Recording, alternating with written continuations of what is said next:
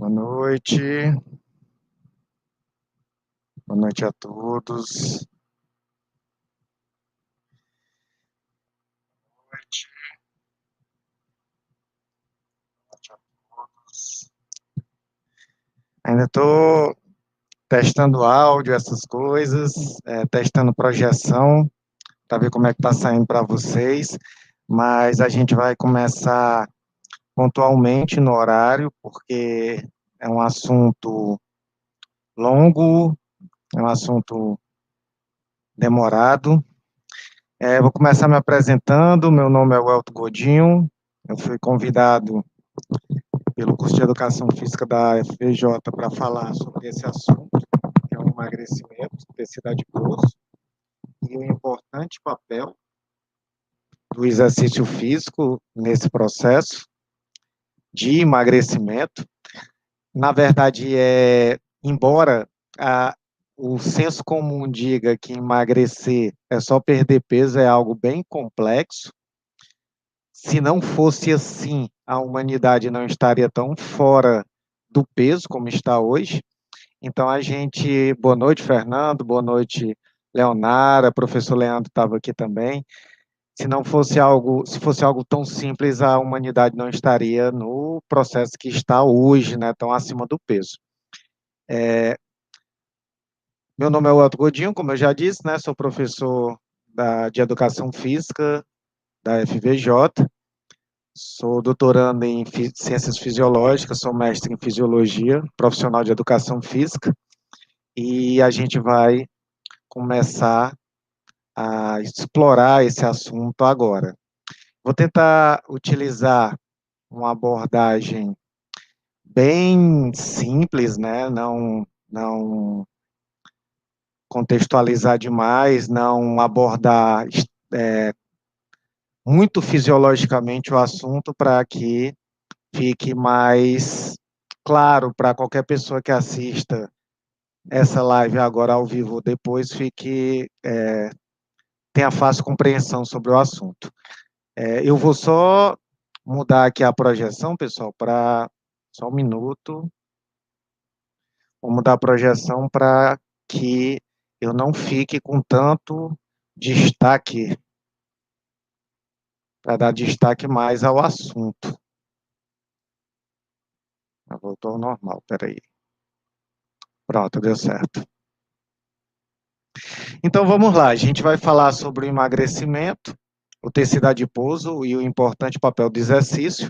A gente vai ver que existe uma certa comunicação quando a gente fala a nível celular entre o músculo esquelético e o tecido adiposo. Eles são dois importantes reguladores do metabolismo e, consequentemente, essa conversa que eles têm faz com que o nosso corpo assuma um papel de economizar mais energia, enchendo os adipócitos, né, enchendo a célula gordurosa, ou economizar menos energia quando tem um corpo mais metabolicamente ativo. A obesidade é um problema mundial, é um problema de saúde mundial. Hoje, em alguns países, cerca de 30% da sua população está acima do peso. A Organização Mundial de Saúde define a obesidade como um acúmulo anormal ou excessivo de gordura, só que não qualquer acúmulo de gordura, mas aquele acúmulo que pode gerar risco à saúde. Muita gente fala que o sobrepeso, a obesidade, o ganho de gordura não é só contar calorias, e isso é verdade. Mas uma meia verdade. Por que que eu estou dizendo isso? Porque, na verdade, o seu corpo acumula mais energia e estoca essa energia nos adipócitos, nas células gordurosas, que são especialistas em guardar essa gordura, ou gasta isso num corpo metabolicamente mais ativo. A gente vai ver que o simples tamanho do corpo influencia no gasto energético. Por realmente essa questão de consumo e gasto energético, como tem aqui em cima desse triângulozinho, quando eu tenho um consumo maior do que o gasto energético na atividade física, eu ganho peso. A questão é que muita coisa influencia no gasto de energia. A questão é que muita coisa influencia na inatividade física. Então, por exemplo, não é só uma questão de quantidade de exercício e quantidade de comida. Comer tem um contexto social, tem um contexto de formação. Os estudos mostram hoje que pessoas com níveis escolares menores têm mais propensão a ganhar peso. Comer demais tem uma questão relacionada a namoro, tem uma questão relacionada ao uso de medicamentos, enquanto a inatividade física também é influenciada por dores musculares, por questões socioculturais, por desafios físicos. Então, é sim uma questão de balanço energético, mas muita coisa influencia nesse balanço energético. À direita, nessa imagem, tem como é complexo os fatores biológicos, ambientais e sociais que contribuem para esse ganho exagerado de peso. Essa outra imagem mostra para a gente que ocorreu alguma coisa entre os anos 60 e 70 que proporcionou um crescimento do peso na população mundial. Essa imagem vem desse artigo, né, que está aqui do lado, que é uma revisão sobre a epidemia global de obesidade, e ele mostra o seguinte: esse período de 1910 a 1960 é um período onde o homem saiu do campo e começou a ir para as grandes cidades. Então, a linha vermelha mostra que ele começou a consumir menos comida, mas a linha azul mostra que ele também começou a ter um gasto energético menor. Aconteceu alguma coisa na década de 60 e 70 que está relacionado à permanência desse homem na cidade, a facilidade de condução que a vida moderna começou a ter, ao aumento dos trabalhos onde o corpo não era mais tão necessário para executar a tarefa, a maior oferta de comida, na forma principalmente de fast foods, aconteceu na década de 60 a 70, quando o consumo energético começou a aumentar e o gasto energético começou a cair. A partir dessa década até os anos 2000, o mundo vive uma epidemia de obesidade. Então, vem esses dados, o gráfico anterior e esse agora que eu estou mostrando, vem desse slide, né, que fala sobre a obesidade como uma epidemia global. Não existe só um tipo de obesidade, né? A gente tem corpos cheios para todos os estilos. Esses aqui são classicamente as duas definições de tipo de obesidade, que é em relação ao acúmulo de gordura ginoide, né, na parte inferior do corpo, normalmente em mulheres que ficam com esse formato de pera, mas é possível acontecer em homens com problemas hormonais também, da mesma forma que esse formato androide, que é mais central, que é mais arriscado à saúde também, apresente esse acúmulo mais acentuado na região do abdômen, tronco, cintura escapular e pescoço, seja mais característico dos homens, mas que mulheres na menopausa também possam apresentar esse formato corpóreo em determinados momentos. A gordura e a sua distribuição já foram estudadas com essa classificação de androide, ginoide ou mista, mas com os anos vários estudos se aprofundaram e trouxeram novas concepções. Através dessas novas concepções, fica mais fácil combater esse problema que está tendo um caráter mundial, como foi dito anteriormente. Muita coisa influencia na obesidade, né? As teorias de Newman falam da influência genética, das dietas ricas em calorias e do gasto energético insuficiente, né? Que aquele artigo anterior já mencionou bem. E eu coloco aqui, acrescento, né, a influência epigenética, que não foi comentada por Newman.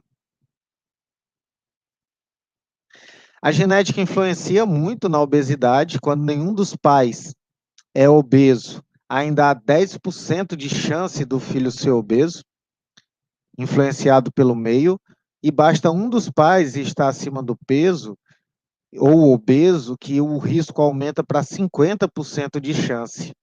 Quando os dois pais são obesos, a criança tem 80% de chance, mesmo que o ambiente não seja obesogênico, mesmo que o ambiente não influencie no processo de aumento de peso, 80% de chance da criança ser obesa. Obesidade durante a gravidez também está associado ao aumento do IMC de recém-nascidos que vão se tornar obesos na fase adulta. Alguns genes já são relacionados à obesidade. Procura-se formas de combater a nível gênico também essa obesidade, mas um fator bem interessante nos dias de hoje são as características epigenéticas da obesidade, onde eu não tenho um gene em específico, mas uma condição que levou o pai ou a mãe ao sobrepeso, e essa condição é passada já para a próxima geração. Ou seja, o pai não tem um gene da obesidade, a mãe não tem um gene da obesidade, mas os dois ou um dos dois tinham hábitos alimentares que mudaram o seu corpo, metilaram e acetilaram seus genes, isso é epigenética. Eu não tenho uma mutação no gene, mas isso já passa para a próxima geração. Com um gene que, por exemplo, deixa a pessoa mais metabolicamente ativa, inibido, diminuído a sua atividade. É muito difícil perder peso, mas mais difícil ainda é manter a perda de peso.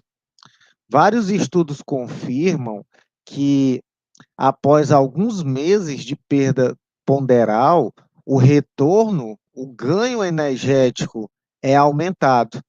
Esse gráfico que eu retirei do McCardley, ele engloba vários estudos que mostram que dos 100% de peso perdido, após o período de um ano, por exemplo,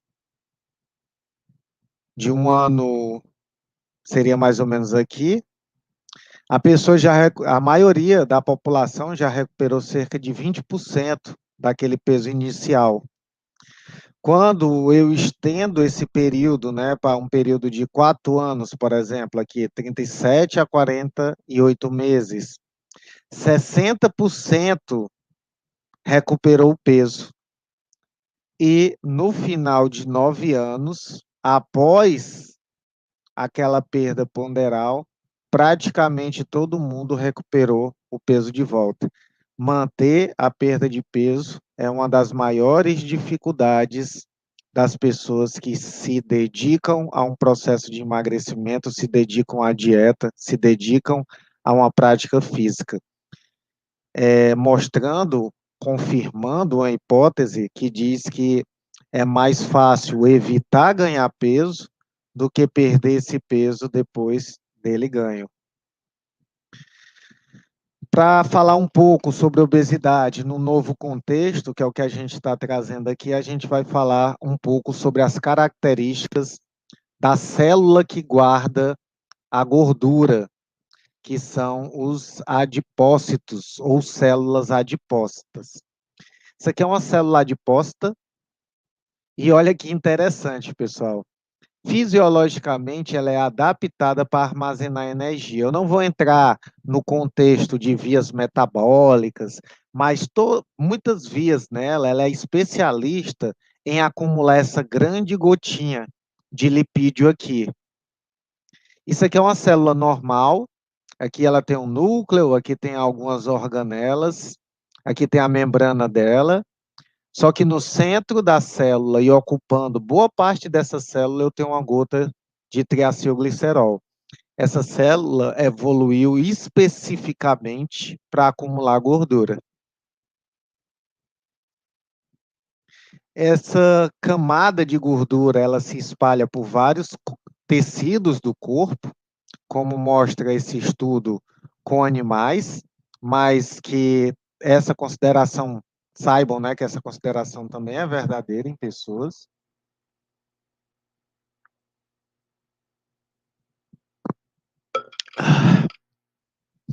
O tecido adiposo ele se espalha pelo corpo todo. Alguns autores sugerem que seja chamado de órgão adiposo, né, porque ele influencia no metabolismo, influencia em várias funções corporais. E interessante, né? Esse estudo mostra também que em temperatura diminuída, a gordura ela se contrai, ela fica com aspecto menor e muda sua coloração, adquirindo essa cor mais marronzinha. Inclusive, esse modelo animal é muito utilizado para pesquisas com tecido adiposo marrom, que a gente vai falar daqui a pouco. Outra coisa que é preciso saber é que, fora essa distribuição pelo corpo praticamente todo do tecido adiposo, o tecido adiposo ele tem duas camadas, né? Ele tem a camada visceral e ele tem a camada subcutânea. Um detalhe que esse estudo recente trouxe é que essa camada subcutânea, ela ainda tem uma parte mais superficial e uma parte mais profunda. Ou seja, a camada subcutânea, ela tem duas divisões, superficial e profunda. E essas células reagem de forma diferente a estímulos como exercício, a dieta, a frio, etc. Não só o tecido visceral age diferente em resposta a esses estímulos do tecido superficial. O próprio tecido superficial, subcutâneo, né, na sua parte superficial ou profunda, tem ações diferentes, agem de forma diferente. Isso aqui é uma imagem de uma pessoa, né, mostrando essas divisões superficial e profunda do tecido adiposo visceral. O reto abdominal, né, que está em vermelhinho aqui, e a gordura visceral abaixo do reto abdominal. Daria para ver se continuasse aqui na imagem. Outra característica interessante que foi revisada com o tempo foi que antes se atribuía o ganho, né, em peso simplesmente à atrofia, né, o aumento do tamanho do tecido adiposo. Então, isso aqui é um estudo clássico que mostra uma pessoa ganhando o dobro da sua massa corporal, tinha 75 quilos e passa a quase 150 quilos, e a pessoa tem a mesma quantidade de células, né? Tem 70 bilhões de células de células de gordura, né? Que vão hipertrofiando até ficar no limite de 0,9 microgramas por célula. Um detalhe interessante é que esse conceito é uma meia-verdade, né? É uma meia-verdade porque esse processo de crescimento, as células também podem se dividir. E existe uma grande divergência entre os autores no que seria pior para a saúde da pessoa. Se essa célula dividisse ou hipertrofiasse.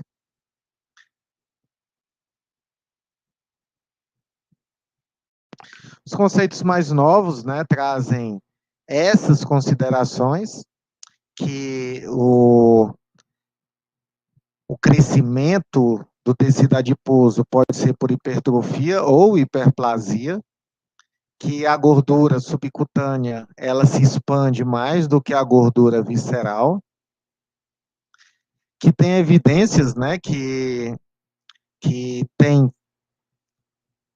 que a expansão dessa gordura subcutânea influencia a saúde metabólica, se for por hipertrofia ou por hiperplasia. E agora o mais interessante, que soma com aquele gráfico que a gente mostrou, com a recuperação dos 9 anos do peso integral. Os adipócitos, ele tem uma vida de 9 anos, justamente. Eles têm uma vida de 9 anos, exatamente. E o que é que acontece? É justamente o período onde ele não vai morrer, ele vai estar lá e ele ainda vai se renovar por cerca de 7 vezes durante a vida da célula. A sua quantidade de triacilglicerol se renova cerca de 7 vezes durante esses 9 anos. Então, isso, de certa forma, explica aquele período de 9 anos de emagrecimento, porque a pessoa perderia o peso, mas existiria uma renovação desses estoques de gordura dentro de cada célula, e essa célula ela não desapareceria. Ela poderia até diminuir de tamanho com a dieta, mas ela ainda estaria lá durante 9 anos. Isso explica, de certa forma, as dificuldades que as pessoas têm para emagrecer.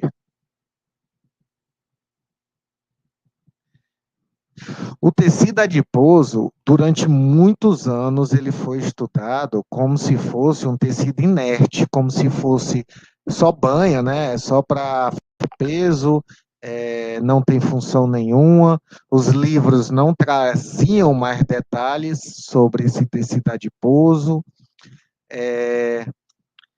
Ninguém se aprofundava no estudo da célula adiposa. Até que recentemente, né, de alguns anos para cá, vários estudos estão trazendo novidades sobre esse tecido, inclusive a sua função metabólica.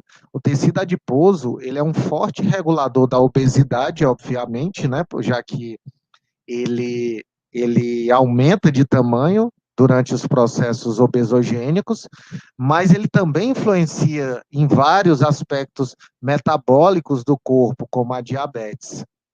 Um detalhe interessante é que a gente vê muitas vezes uma pessoa com os adipócitos grandes, né, uma pessoa obesa, em sobrepeso, mas com todos os parâmetros fisiológicos normais, uma pessoa aparentemente saudável. O grande detalhe é que com o tempo e o aumento de alguns fatores nesse ganho, né, nesse tecido adiposo obeso, eu tenho um aumento de fatores inflamatórios, como esses aqui, que estão aqui na imagem.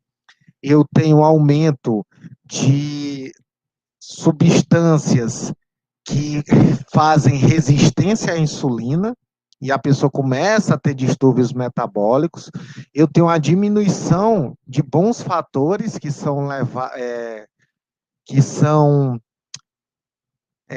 liberados pelo tecido adiposo, e eu tenho um rompimento de algumas células adiposas.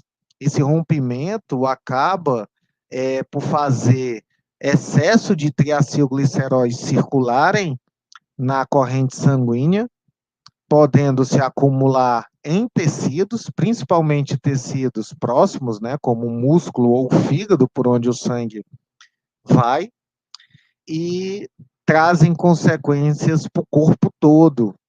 Por isso que o processo de obesidade, o processo obesogênico, é considerado um processo patológico. Então, fora esse aspecto de ter sido negligenciado durante muito tempo, o tecido adiposo, ele, em seu aspecto normal, ele libera muitas substâncias que são boas para o corpo.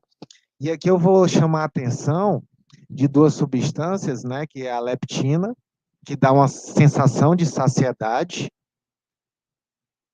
e quando a pessoa vai engordando, vai liberando mais leptina, a leptina é proporcional ao tamanho do adipócito, e a adiponectina, que ela é liberada inclusive durante o exercício, e tem vários efeitos sistêmicos bons para o corpo, e contribui, parece contribuir, né, para o escurecimento do tecido adiposo. O tecido adiposo disfuncional, né, na obesidade, ele causa uma disfunção nas células beta, né, que liberam insulina, eles aumentam a resistência à insulina, pode trazer desordem respiratória, pode aumentar a propagação de alguns tipos de câncer, pode estimular a infertilidade, trazer disfunções hepáticas e renais, trazer complicações cardiovasculares, mas, de novo, reforçando, isso é o tecido adiposo disfuncional no processo de obesidade. Aquela gordura que extravasa, que eu mostrei nos slides anteriores, ela se deposita em alguns músculos, em alguns locais, né? Entre esses locais, o músculo, essa gordura que está fora do tecido adiposo e está acumulada em excesso por cima do fígado, por cima do coração, por cima dos rins, por cima do músculo, é chamado de gordura ectópica. Faz com que o músculo fique mais resistente à insulina. Aí agora eu tenho um problema sério, porque eu tenho os dois tecidos que respondem à insulina, que a insulina estimula o açúcar entrar dentro desses dois tecidos, né, a gordura e o músculo, que são dois dos tecidos mais abundantes do corpo. Agora eu estou com os dois disfuncionais. O tecido adiposo, por estar muito inflamado, ele reduz a sua capacidade de absorver gordura, de absorver açúcar, e após extravasar e comprometer o músculo esquelético, como está sendo mostrado nessa imagem, ele também dificulta a entrada de açúcar dentro do músculo esquelético. A pessoa fica com mais açúcar circulante, e é por esse motivo, entre outros, né, que a pessoa obesa normalmente tem resistência à insulina, tem problemas de pré-diabetes, né? Tem problemas semelhantes a um diabético.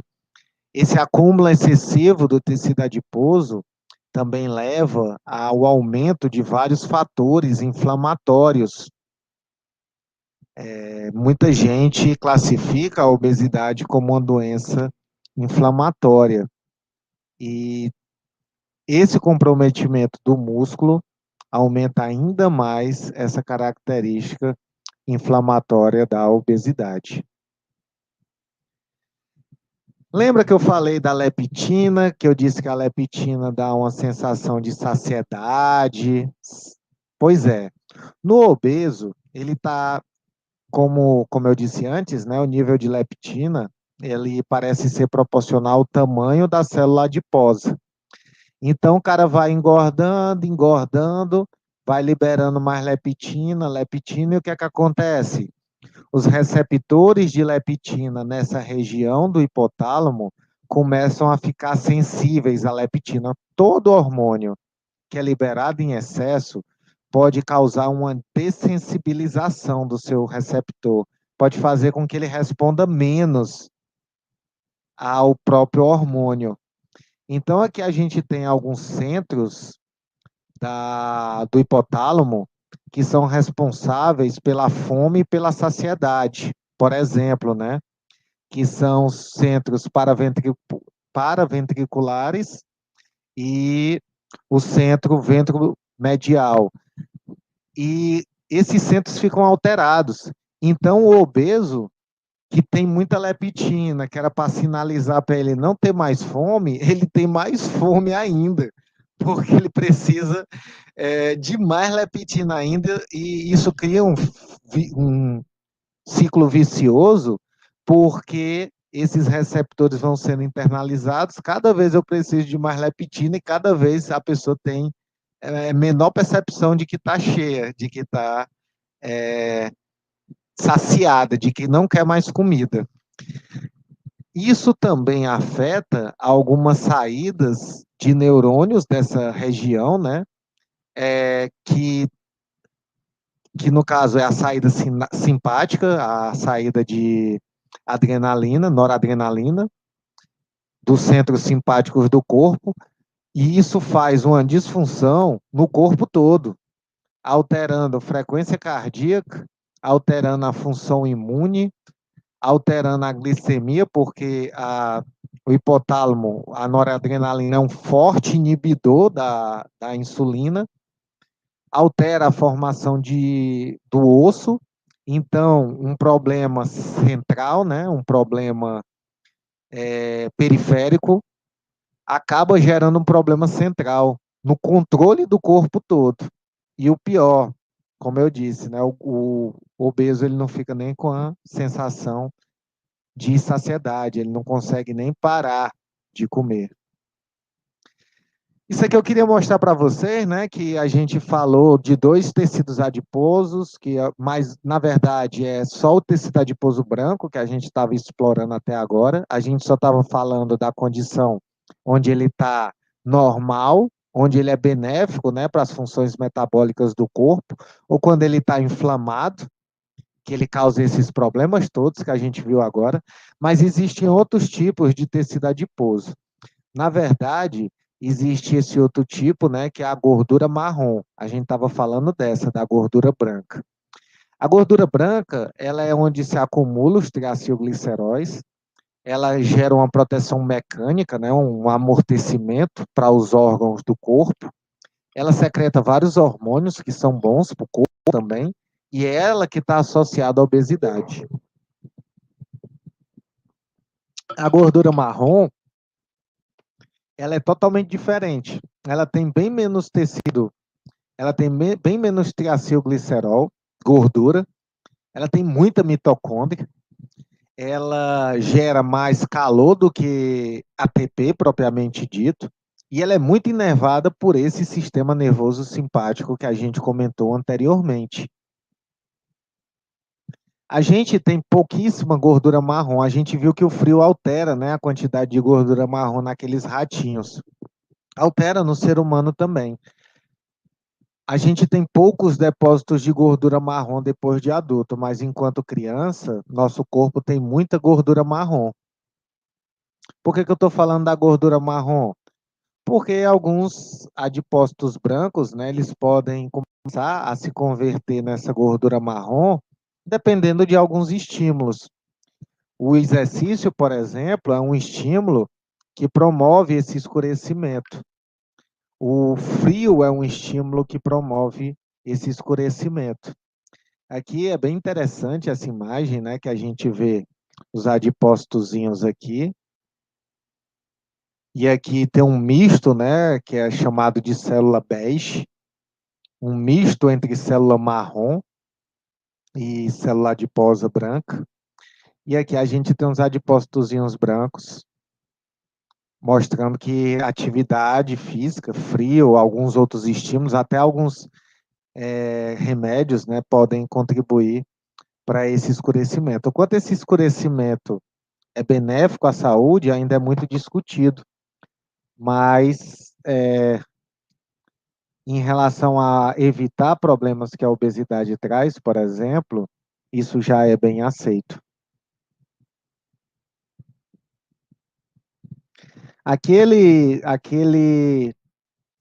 hormônio que a gente falou que é liberado pelo tecido adiposo, eu disse para vocês prestarem atenção em dois hormônios, né, que foi a leptina e a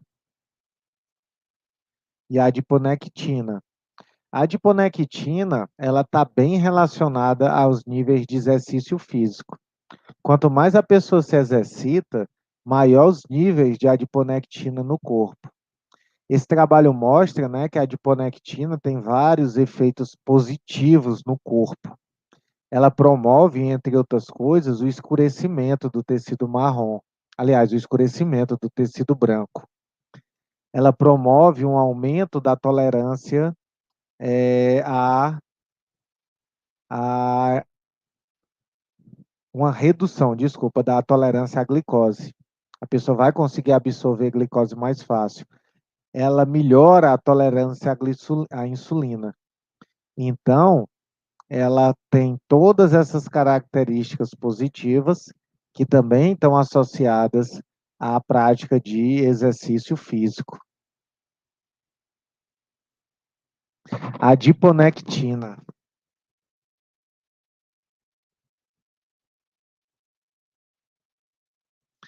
Outro trabalho interessante, no caso, esse trabalho é desse ano, foi, aliás, 2020.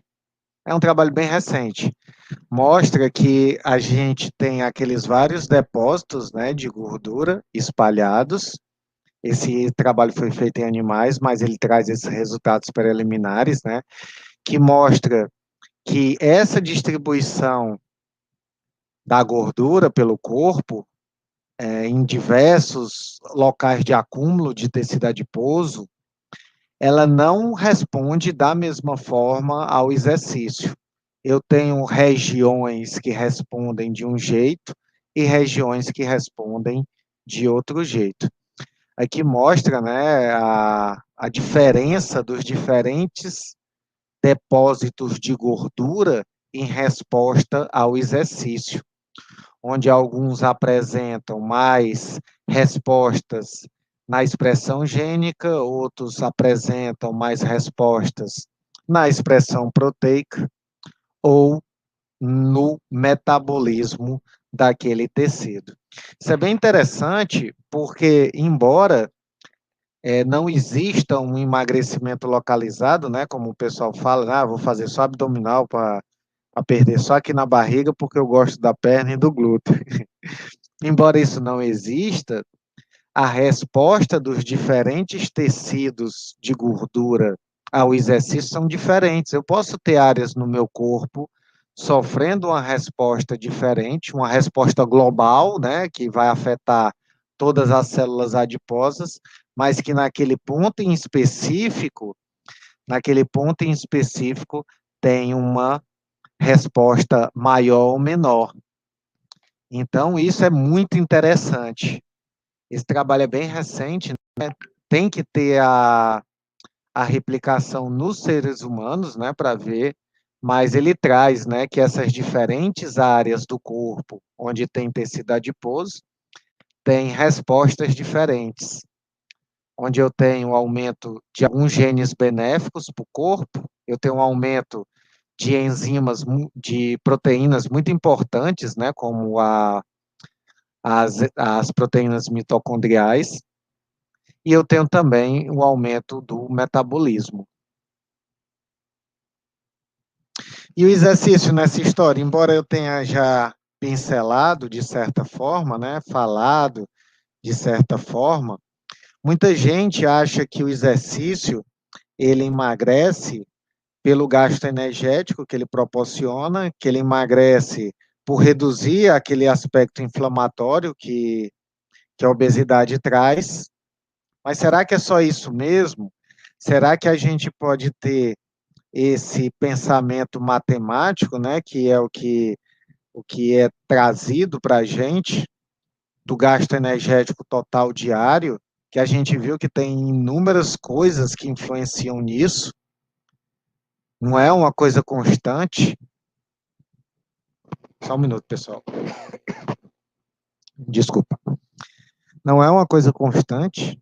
Aqui a gente tem a divisão, né, do gasto energético do corpo, onde eu tenho a taxa metabólica de repouso como o maior fator, quase 70% do meu gasto energético diário. O que é a taxa metabólica de repouso? É o meu metabolismo ao dormir, é o meu metabolismo quando eu acordo, onde eu tenho um gasto energético do despertar. É o meu metabolismo basal, que muitas vezes é até confundido com o metabolismo de repouso, mas não é a mesma coisa. Eu tenho o efeito térmico da alimentação, né? Que é o ETA, onde para armazenar, digerir certos alimentos, eu tenho a termogênese obrigatória dessas funções. Eu gasto energia para quebrar alimentos e ter energia.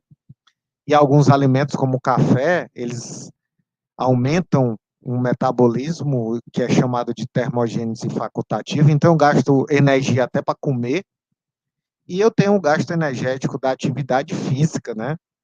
Que também influencia nessa taxa metabólica de repouso. Afinal, quanto mais musculoso a pessoa for, maior o gasto dela no repouso. Mas esse pensamento, isso aqui é o que eu estava mostrando, né? Quanto maior a pessoa é, maior o seu gasto energético. Isso é quase uma reta proporcional entre massa corporal e taxa metabólica. E a gente vê diferentes espécies que respondem da mesma forma a essas características.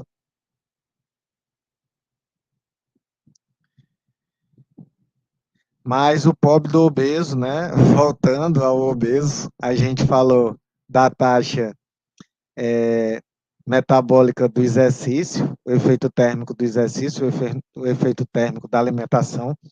Embora o obeso ele tenha uma massa maior do que uma pessoa sedentária e, consequentemente, ele tem um metabolismo mais acelerado do que essa pessoa sedentária, embora isso seja real, o gasto energético do obeso se alimentando proporcionalmente é menor do que o da pessoa magra, e o gasto energético do obeso se exercitando também é menor do que o da pessoa magra.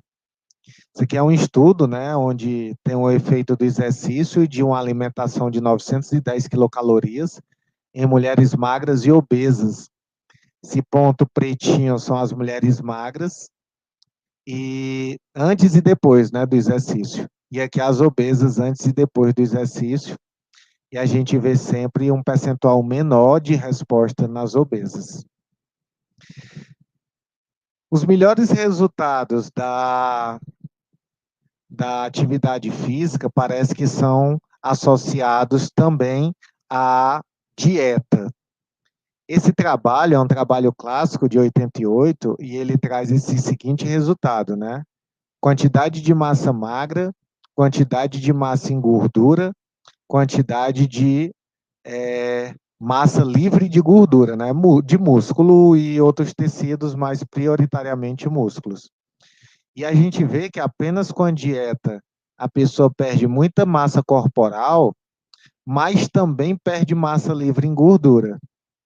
A gente vê que apenas com exercício a pessoa nem perde massa corporal, perde gordura, né? Ganha massa muscular, mas essa pessoa na balança vai se ver até mais pesada. Os efeitos das duas, né, dieta mais exercício combinado, nesse estudo de Barlow, tiveram os melhores resultados. Embora a massa corporal pareça menor do que aqui, a quantidade de gordura que a pessoa perdeu é maior. Então, foram os melhores resultados no tocante à perda de gordura.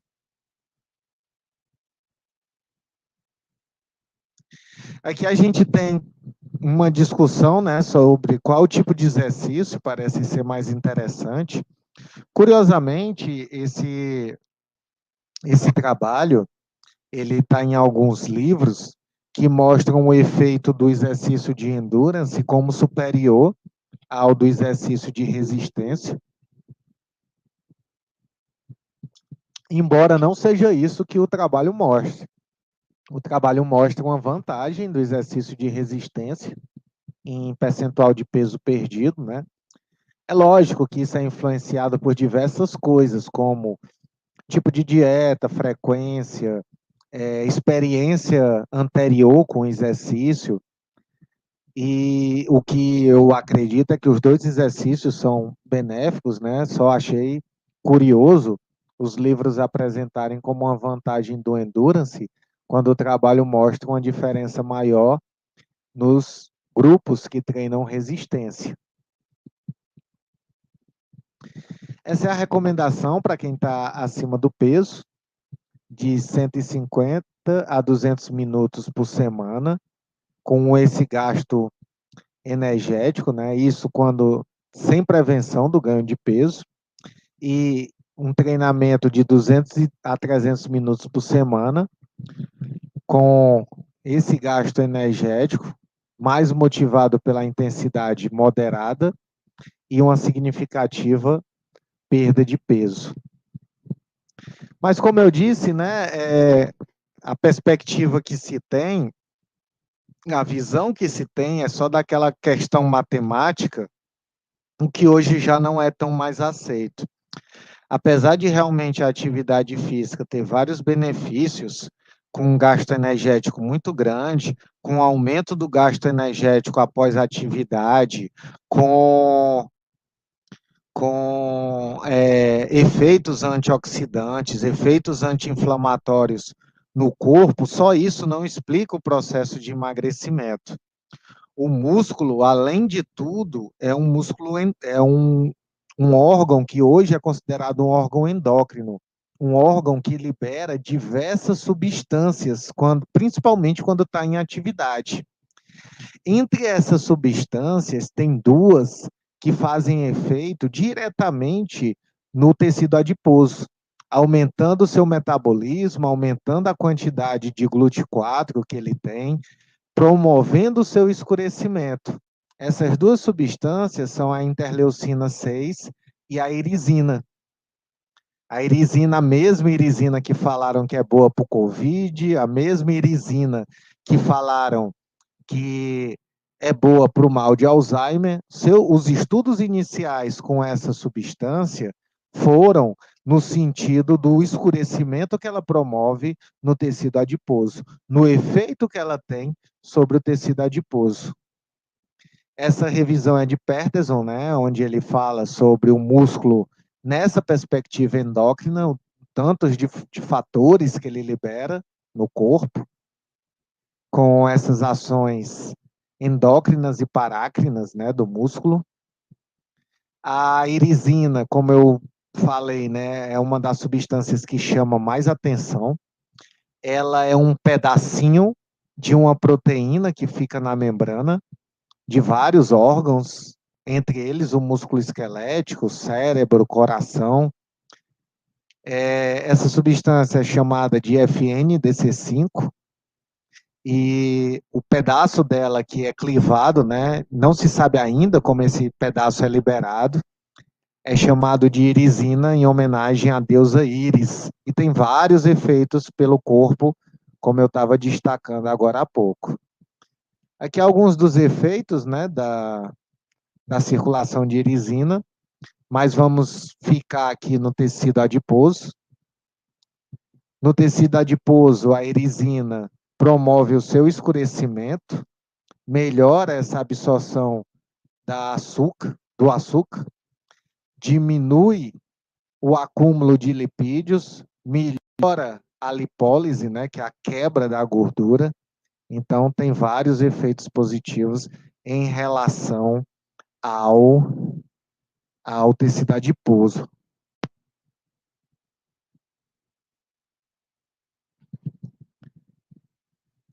Como é que ela faz isso? A pesquisa mostra que a irisina, ela promove alterações dentro do tecido adiposo, certo? Mais especificamente nas pequenas máquinas de energia que toda célula tem, quase toda célula tem, né, que é a mitocôndria. O que é que ela faz? Ela promove o aumento de uma proteína desacopladora, que é essa OCP, fazendo com que, ao invés de produzir energia, a célula adiposa produza calor. E isso é o escurecimento do tecido adiposo, isso é o brownie do tecido adiposo. Aumentar a quantidade de mitocôndrias, as mitocôndrias serem mais ricas nessa proteínazinha aqui, a UCP3. Vários fatores dentro daquele adipócito vão aumentar a beta-oxidação do ácido graxo, né? Vão aumentar a queima da gordura dentro do próprio tecido adiposo, evitando que ele acumule tanta gordura. Tudo isso parece ser efeito da erisina. Existem novas perspectivas, né, como essa que foi publicada no periódico Nature, que mostra que além dessas substâncias que o músculo libera como peptídeos, né, que são chamadas de miocinas, que são os hormônios do músculo, o músculo também libera fragmentos chamados exossomos, que eram considerados lixo metabólico, mas que parece que faz efeitos nos outros órgãos, como o tecido adiposo, como o coração, como o cérebro. E a nossa fala por hoje era isso, pessoal. Isso aqui são alguns contatos meus. Eu tirei esses 10 minutos finais para agradecer ao convite da FVJ, também para dizer que a gente está no curso de Educação Física da Faculdade do Vale do Jaguaribe, onde a gente constrói esse entendimento, não só aquele entendimento engessado, né, que às vezes um prático, um blogueiro, acha que ao praticar atividade física tem, mas a gente tenta promover a educação realmente de forma analítica, de forma crítica, principalmente de forma científica. E o nosso curso, ele é uma licenciatura e um bacharelado. É muito interessante para os profissionais terem essa formação mais ampla. O profissional que tem a licenciatura fazer também um bacharelado, o profissional que tem um bacharelado fazer a licenciatura, não ter limites na sua atuação. Então, esse era o recadinho que a gente queria dar para vocês. A Leonara postou no chat informações sobre o curso, para vocês terem essas informações. Então, todo mundo que assistiu essa palestra agora, ou que for assistir esse tema, tiver curiosidade sobre esse tema em algum outro momento e assistir esse vídeo, está aí no chat as informações sobre o curso para você cursar Educação Física na FVJ. Então, pessoal, esse era o recado que a gente tinha para dar. Um grande abraço e boa noite a todos.